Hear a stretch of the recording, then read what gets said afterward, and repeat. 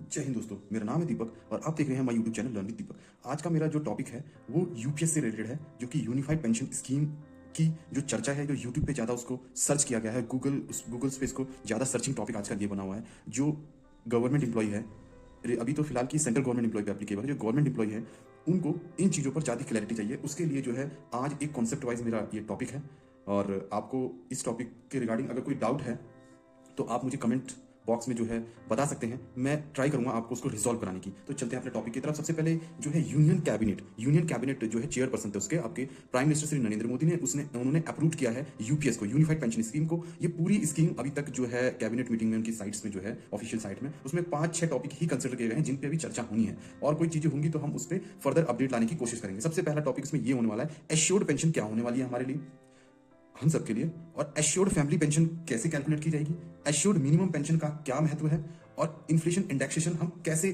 किसके अकॉर्डिंग इसको कैलकुलेट करेंगे, और लास्ट आपका लिस्ट आपका लंप सम पेमेंट का क्या क्राइटेरिया है। उसी को मैंने जो है समराइज फॉर्म में मैंने जो है उसको समझाने की कोशिश करी है सिंपल वर्ड में। तो आप इसको जो है इसको अंडरस्टैंड करने की कोशिश करें, और मैंने अपना बेस्ट दिया है। प्लीज़ इसको जो है आप नोट कीजिए और समझिए। सबसे पहला जो मैं एक चीज़ बताऊंगा इसमें, सबसे पहला जो इसमें ये टॉपिक है ये कह रहा है कि यूनिफाइड पेंशन स्कीम को यूपीएस के नाम से कंसिडर किया है। ये अप्रूव जो हुई थी 24 अगस्त 2024 को, आई थिंक उस टाइम सैटरडे था, आई थिंक, हाँ, अप्रूव की गई थी यूनियन कैबिनेट मीटिंग में। ये अभी रिसेंटली जो है ये सेंट्रल गवर्नमेंट एम्प्लॉय के लिए है। इसको 1 अप्रैल 2025 से इसको इंप्लीमेंट किया जाएगा, लागू किया जाएगा। सबसे पहले हम इसमें बात कर रहे थे एश्योर्ड पेंशन की। एश्योर्ड पेंशन जो है कि उन एश्योर्ड पेंशन जो है वो 50% ऑफ द एवरेज बेसिक पे पर कंसिडर की जाएगी। मतलब जो एश्योर्ड पेंशन, तो सुनिश्चित पेंशन आपको इतना दिया ही जाएगा इफ योर जो बेसिक पे है, जो आपका बेसिक पे है, एवरेज बेसिक पे, वो 50% last drawn 12 month of before super animation से पहले, आपके रिटायरमेंट के 12 मंथ पश्चात जो आपने पेंशन रिसीव, जो आपने सैलरी रिसीव करी थी, वो आपको 50% उसका एवरेज कैलकुलेट करके दिया जाएगा। If your minimum qualifying service जो है 25 ईयर है, अगर आपकी मिनिमम क्वालिफाइंग सर्विस जो है 25 ईयर है या उससे ज्यादा है, उस केसेस में आपको जो है वो एश्योर्ड पेंशन दी जाएगी। किस केसेस में? मिनिमम आपकी जो है 25 ईयर सर्विस होनी चाहिए। किसका? बेसिक एवरेज पे का, जो लास्ट मंथ में आपने ड्रॉल की है उस पर। ठीक है, पहला एश्योर्ड पेंशन का मीनिंग तो समझ में आ गया कि एश्योर्ड पेंशन 50% दी जाएगी एवरेज पे की। फॉर एग्जांपल हम इसको समझने के लिए एक चीज समझ लेते हैं। जो मिस्टर सुनील है उसकी मान लेते हैं लास्ट एवरेज बेसिक पे जो थी 12 मंथ की बेसिक पे, I am talking about basic पे, 50,000 लास्ट मंथ की थी। ठीक है, और उसने जो है ऑलमोस्ट अपनी जो है कंप्लीट कर लिया 25 ईयर ऑफ द सर्विस का, उसने 25 ईयर ऑफ द सर्विस कर दिया है। तो इस केसेस में आपका एश्योर्ड पेंशन जो कैलकुलेट होगा वो 50% ऑफ द बेसिक का, 50% ऑफ द बेसिक का। अगर ये बेसिक फ्लक्चुएट कर रहा है, मान लीजिए किसी मंथ आपका 45,000 आया है, किसी मंथ 35,000 आया, किसी मंथ 50,000 आया और किसी मंथ आपका 55,000 आया, तो इन सब का टोटल कर डिवाइडेड बाय 12, आप 12 मंथ का एवरेज करेंगे तो जो आएगा ये वो होगा अमाउंट। ये तो मैंने ऐसी मतलब ये एक एज्यूम करके इसको कर दिया कि एवरेज आपका जो है 50,000 रुपए है, सब टोटल करके और डिवाइड करके। तो जो एश्योर्ड पेंशन मिस्टर सुनील को रिसीव होगी, जब उसका बेसिक पे 50,000 होगा तो उसको 25,000 पर मंथ रिसीव होगी। ये अमाउंट जो है फ्लक्चुएट भी कर सकता है जब आपका एवरेज पे जो है चेंज होगा। पहला पॉइंट इसमें ये था इस बजट में। एंड सेकंड पॉइंट ये था कि पेंशन अमाउंट जो है प्रोपोर्शनेटली कैलकुलेट किया जाएगा। अगर जिसकी सर्विस जो है 10 साल से ज्यादा होगी और विद इन 25 ईयर के अंदर होगी, उस केसेस में प्रोपोर्शनेटली कैलकुलेट किया जाएगा। प्रोपोर्शनेटली मतलब जैसे आप फॉर एग्जांपल आप जो है अपने स्कूल में अपने क्लास में कहते नहीं कि आप जो है 20 आउट ऑफ 100 में से 25 मार्क्स के क्या है, ये प्रोपोर्शनेट है, 25 आउट ऑफ 100। तो इस केस में भी ऐसे ही करेंगे, आपने सर्विस कितनी कंप्लीट करी है डिवाइडेड बाय आउट ऑफ कितनी सर्विस में से, उससे कंसिडर किया जाएगा प्रोपोर्शनेटली। 10 ईयर से ज्यादा, 25 ईयर से तक, 25 ईयर तक। तो इस केस में एक एग्जांपल मैंने बताया, मिस्टर सुनील एवरेज बेसिक पे 50,000 एज द लास्ट केस में, and the last 12 year salary he is complete only 22 year of the service का। अब वो जो है 25 ईयर की सर्विस कंप्लीट नहीं कर पाया है, वो 22 ईयर की ही सर्विस कंप्लीट करी है। उस केस में उसका रेशियो जो है ऐसे कैलकुलेट होगा, 22 ईयर की उसने सर्विस कैलकुलेट की है, 25 ईयर टोटल था, जिसमें से उसका 88% जो है उसका रेशियो आ गया, 0.88%। और एश्योर्ड पेंशन का प्रोपोर्शनेट किया जाएगा पेंशन अमाउंट। अगर आपकी सर्विस 25 ईयर से कम है, मोर देन 10 ईयर है, उस केस में ये 88% ऐसे कैलकुलेट किया जाएगा। तो उसकी जो एश्योर्ड पेंशन होगी वो 22,000 रुपए पर मंथ कंसिडर की जाएगी। ठीक है बॉस, ये 2 पॉइंट जो थे वो इसमें आ गए, जो मैंने आपको इसमें बताया था कैबिनेट मीटिंग में। जो 5 पॉइंट थे उसमें से 2 पॉइंट जो मैंने एग्जाम्पल के साथ कवर कर दिए हैं। ये 2 पॉइंट, पहला एश्योर्ड पेंशन और दूसरा एश्योर्ड पेंशन, ठीक है, और दूसरा मिनिमम क्वालिफिकेशन सर्विस का जो प्रोपोर्शनेट अमाउंट है वो। 2 पॉइंट ये हो गए। अब चलते हैं तीसरे पॉइंट पे, जो एश्योर्ड फैमिली पेंशन की बात होती है कि फैमिली पेंशन में एश्योर्ड इतना दिया ही जाएगा। तो इसमें कहा गया है जो एश्योर्ड फैमिली पेंशन है, in case of the death, in case of the pensioner death हो जाता है, अगर कोई पेंशनर है जो पेंशन रिसीव करता है उसकी डेथ हो जाती है, तो उस केस में उसकी फैमिली को 60% of the pension of the employee का, जो पेंशन रिसीव कर रहा था एम्प्लॉय, 25,000 रुपए, उसका 60% उसकी फैमिली को दिया जाएगा। ये लिखा हुआ इसमें, ठीक है बॉस। और आगे क्या कहा गया है, एक एग्जाम्पल दिया गया है, एक एग्जाम्पल के थ्रू भी समझा सकते हैं। मिस्टर सुनील हैज रिसीव 25,000 रुपए पर मंथ, मान लीजिए 25,000 पर मंथ रिसीव करता है पहले की तरह, but unfortunately death their family receive pension assured family pension पे 60% जो पहले पेंशन रिसीव कर रहा था उसका, तो 15,000 रुपए पर मंथ जो है उनकी फैमिली को जो है अमाउंट दिया जाएगा एज अ फैमिली पेंशन। ये हो गया आपका एक और टर्म, जो कि ये वाली टर्म थी फैमिली पेंशन की, वाली 60% वाली। और एक आ गया एश्योर्ड मिनिमम पेंशन, मतलब एश्योर्ड मिनिमम पेंशन का मतलब ये है गारंटी आपको 10,000 का पेंशन दिया ही जाएगा, बट दिया ही जाएगा चाहे आपकी पेंशन जो है 8,000 से कम भी है, तब भी आपको मिनिमम 8,000 से कम है, 7,000 से कम है, 5,000, 3,000, 4,000, 9,000, तो मिनिमम आपको 10,000 जो है पेंशन फिर भी दिया जाएगा।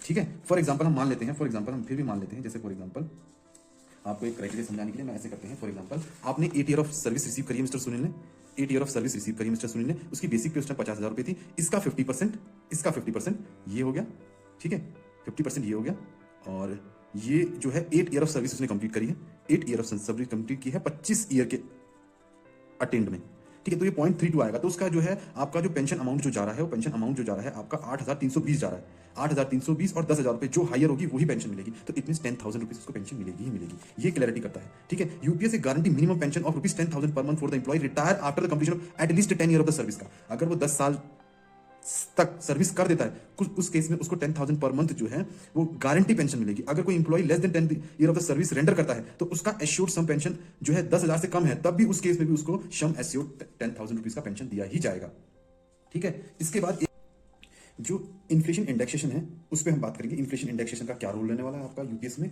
इसमें यह है कि आपका इंडेक्सेशन टू इन्फ्लेशन जो कंसिडर किया जाएगा वो एश्योर्ड पेंशन और फैमिली पेंशन और मिनिमम पेंशन तीनों को क्राइटेरिया को फुलफिल करने के लिए इन्फ्लेशन इंडेक्सेशन कंसिडर किया जाएगा। Pension under UPS will be index to inflation और डियरनेस रिलीफ जो आपको दिया जाएगा। डियरनेस रिलीफ जब पेंशनर होंगे उनको दिया जाएगा, जैसे डियरनेस अलाउंस दिया जाता है महंगाई भत्ता, वैसे उनको डियरनेस रिलीफ भी दिया जाएगा, जो कि बेसिस होगा, किसके बेसिस पे होगा, all India consumer price index for industrial worker के बेसिस पे दिया जाएगा, ठीक है बॉस। ये जो इंडेक्सेशन किया जाएगा आपका जो एश्योर्ड पेंशन और फैमिली पेंशन का और मिनिमम पेंशन का, ये आपके इंडेक्सेशन बेसिस पे किया जाएगा, मार्केट के जो फ्लक्चुएशन है रेटेड को लेकर उस पे इसका किया जाएगा। और लास्ट एंड लीस्ट टॉपिक्स जो कि रहा है आपका लम सम पेमेंट को लेकर। लम सम पेमेंट एट पर सुपर एनिमेशन के टाइम पर, आप जब सुपर एनिमेट करेंगे, जब आप रिटायरमेंट लेंगे, तो उस केसेस में आपको जो है लम सम पेमेंट भी दिया जाएगा in addition to the gratuity plus assured pension के बाद भी एक आपको जो है लमसम पेमेंट दिया जाएगा सुपर एनिमेशन के टाइम पे। For example lump sum payment at पर आपका आगे superannuation, for example employee receive करेगा जो है लमसम पेमेंट प्लस ग्रेच्युटी इन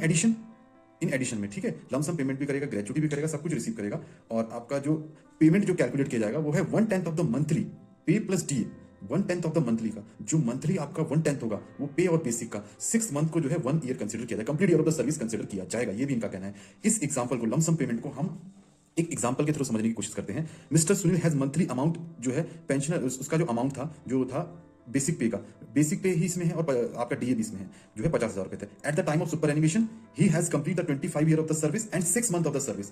तो इस केसेस में आपका 6 मंथ 25 प्लस 6 मंथ उसने किया है, तो उस केसेस में आपका जो है 26 ईयर इसमें कंसिडर किया जाएगा। तो लमसम पेमेंट जो है मिस्टर सुनील को क्या रिसीव होने वाला है, यहाँ पे कहा गया 1/10 of the monthly, 1/10 of the monthly मतलब कितने मंथ आएंगे 26 ईयर में, तो 52 मंथ आएंगे 26 ईयर में, ठीक है। 50,000 उसका बेसिक पे और आपका डीएनएस अलाउंस है, तो उस केसेस में वो लमसम जो है 2,60,000 रुपए जो है सुपर एनिमेट के टाइम पे विड्रॉल कर सकता है। तब उस केस में जो मिस्टर सुनील को देन एम्प्लॉय 2,10,000 रुपए सम एश्योर्ड पेंशन जो मैंने पहले बताई वो भी रिसीव होगी और प्लस जो ग्रेच्युटी अमाउंट है वो भी उसको रिसीव होगा।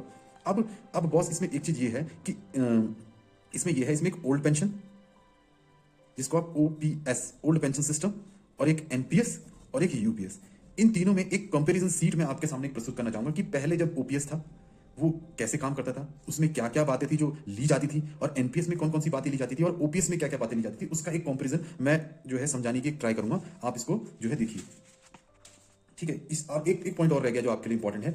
इफ कोई भी इंप्लॉय ऑलरेडी सर्विस में, अगर कोई इंप्लॉय जो है सर्विस में है, ऑलरेडी सर्विस में है, तो वो सर्विस में है, चाहे वो एनपीएस उसने ऑप्ट कर रखा है, वो एनी टाइम सर्विस के दौरान किसी भी टाइम पर जो है वो शिफ्ट कर सकता है यूपीएस में, ठीक है। और वो एक बार शिफ्ट कर लेगा तो रिवर्स का उसको ऑप्शन नहीं दिया जाएगा, ये इसमें ये भी बात कही गई है। और जो कंपेरिजन की बात थी वो अभी करते हैं। ये देखिए, ये कंपेरिजन सीट मैंने ट्राई करने की कोशिश की है जिसमें आपका यूपीएस, एनपीएस, ओपीएस के बारे में बताया गया। यूपीएस यूनिफाइड पेंशन सिस्टम है, एनपीएस आपका नेशनल पेंशन सिस्टम है, और ओल्ड पेंशन सिस्टम ओपीएस आपका आ गया।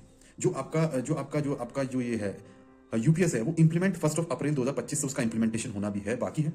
और ये जो नेशनल पेंशन है, नेशनल पेंशन जो है वो आपका नेशनल पेंशन जो है वो आपका 2004 से आ गया था, 1 अप्रैल 2004, 24 हो गया, इसको 4 कीजिए, 2004 से इंट्रोड्यूस कर दिया गया था इसको एनपीएस को। और ओल्ड पेंशन स्कीम जो है 31 दिसंबर 2023 3 तक ही इसकी एग्जिस्टेंस थी, उसके बाद जो है एनपीएस को ला दिया गया था। पेंशन का बेसिस क्या होने वाला है यूपीएस के according? 50% of the average basic pay of the last drawn 12 month of salary का, ठीक है। और वैसे ही एनपीएस में जो कैलकुलेट करते थे पेंशन को, वो मार्केट लिंक था, मार्केट के बेसिस पर डिपेंड करता था। अगर मार्केट आपका अच्छा है तो आपको पेंशन जो है अच्छी मिलेगी एनपीएस में, अगर मार्केट का रिटर्न जो है डाउन है तो उस केस में आपको पेंशन को डाउन मिलेगा। और जो ओपीएस में था वो फिक्स लास्ट ड्रॉन सैलरी का जो था वो आपको पेंशन दिया था, फिक्स लास्ट ड्रॉन सैलरी का जो है वो पेंशन अमाउंट दिया जाता था। यहाँ पर इंप्लॉय का, यूपीएस में इंप्लॉय का कंट्रीब्यूशन 10% था और एनपीएस में भी 10% था, लेकिन ओपीएस में जो इंप्लॉय का कंट्रीब्यूशन जीरो था, किसी भी इंप्लॉय का कंट्रीब्यूशन जीरो था। और गवर्नमेंट कंट्रीब्यूशन इन ओपीएस में 8.5% होगा, जो कि अच्छा है कि पहले एनपीएस से जो है इसको इंक्रीज किया गया है, 18.5 किया गया है, और एनपीएस में 14% था। और ये फुल्ली मीट फ्रॉम गवर्नमेंट से, इस केसेस में गवर्नमेंट कंट्रीब्यूशन पूरा मिलता था इंप्लॉय को, ठीक है। इसमें एश्योर्ड पेंशन क्या होती थी? एश्योर्ड पेंशन होती थी इसमें, होती है, मतलब यूपीएस में होती है 50% of the last month average basic पे का, जो मैंने आपको अर्लियर पहले बताया था कैसे करना है। और नो एश्योर्ड पेंशन, कोई भी इसमें एश्योर्ड पेंशन नहीं थी, ये पेंशन फ्लक्चुएट करती थी as per the market rate के अकॉर्डिंग फ्लक्चुएट करती थी। यहाँ पे यस, पेंशन जो पेंशन था ना इसमें ओपीएस में, वो फिक्स था लास्ट ड्रॉन सैलरी का। और यहाँ पे फैमिली पेंशन जो है यूपीएस में है होने वाला है वो 60% ऑफ द इंप्लॉय पेंशन का, जो इंप्लॉय का जो पेंशन आएगा उसका 60% जो है फैमिली पेंशन दिया जाएगा। यहाँ पे कोई प्रोविजन नहीं था फैमिली पेंशन के लिए, यस यहाँ पे फैमिली पेंशन के लिए अवेलेबल था, क्राइटेरिया अवेलेबल था। बॉस ये मैंने कंपैरिजन करने की कोशिश की, अपना बेस्ट देके समझाने की कोशिश की है कि इजीली समझा सकूं, और ये मेरा बेस्ट था कि मैंने आपको समझाने की कोशिश करी कि यूपीएस में अभी तक अपडेट्स क्या क्या रही हैं, अगर फर्दर कोई अपडेट जो है आती है तो मैं उसको डेफिनेटली शेयर करने की कोशिश करूंगा। और आपके जो डाउट्स हैं वो कमेंट सेक्शन में आप मुझे कोड कीजिए, डालिए, मैं उसका रिप्लाई करने की कोशिश करूंगा। और सीखते रहे गाइस, क्योंकि सीखना बंद तो जीतना बंद।